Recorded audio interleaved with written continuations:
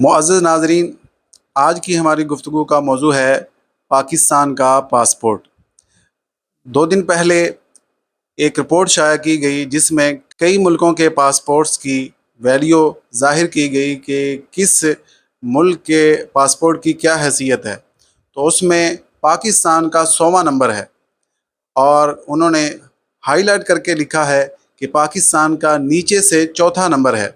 यानी गोया कि एक तंज़ किया गया है कि पाकिस्तान का नीचे से चौथा नंबर है और ऊपर से इसका 100वां नंबर है। तो सोचने की बात यह है, पाकिस्तान के पासपोर्ट की वैल्यू इतनी कम कैसे हो गई? तो इसके पीछे बहुत सारे लोग चैम गोइयाँ करते मिले, जो ये कह रहे थे कि पाकिस्तान जो कदम ब कदम पीछे जा रहा है, तो इसमें उलमा का हाथ है, इसमें मुफ्तियान इकराम और मौलवियों का हाथ है। इनकी वजह से मुल्क तरक्की नहीं कर रहा, इनकी वजह से मुल्क की तरक्की में रुकावट है।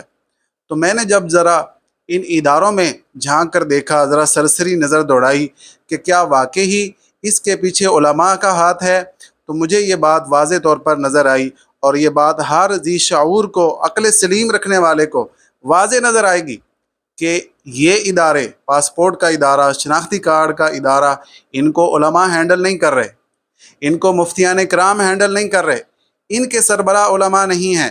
तो फिर जब उलमा इनकी सरबराही ही नहीं कर रहे, तो फिर ये तरक्की क्यों नहीं कर रहे? तो फिर नतीजा ये निकला कि जो लोग ये चमगोइयाँ कर रहे थे कि उलमा की वजह से मुल्क तरक्की नहीं कर रहा, दर हकीकत वही लोग इन इदारों में बैठते हैं, काम करते हैं, उन्हीं लोगों के हाथ में इन इदारों की भाग दौड़ है, वही बड़े बड़े मनसब पर बैठे हुए हैं।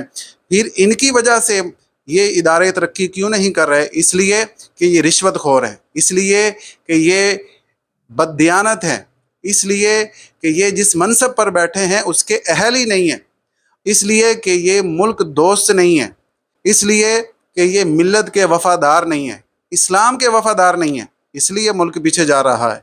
इसलिए पाकिस्तान के पासपोर्ट को चौथा नंबर मिला है नीचे से और ऊपर से 100वां नंबर मिला है।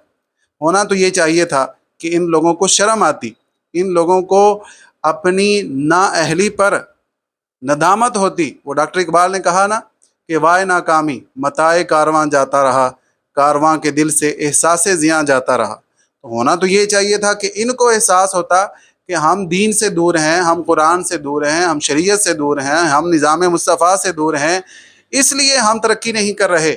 उल्टा ये उन लोगों पर तंज़ करते हैं जो निज़ाम मुस्तफ़ा की बात करते हैं, जो शरीयत की पासदारी की बात करते हैं, जो इस्लाम के निफाज की बात करते हैं। उल्टा ये उन पर कीचड़ उछालते हैं, उल्टा ये उन पर तंज़ करते हैं। तो उम्मीद है मेरी बात आप समझ गए होंगे कि पाकिस्तान की तरक्की में असल रुकावट क्या है। अल्लाह आपको सलामत रखे। अस्सलामु अलैकुम व रहमतुल्लाहि व बरकातहू।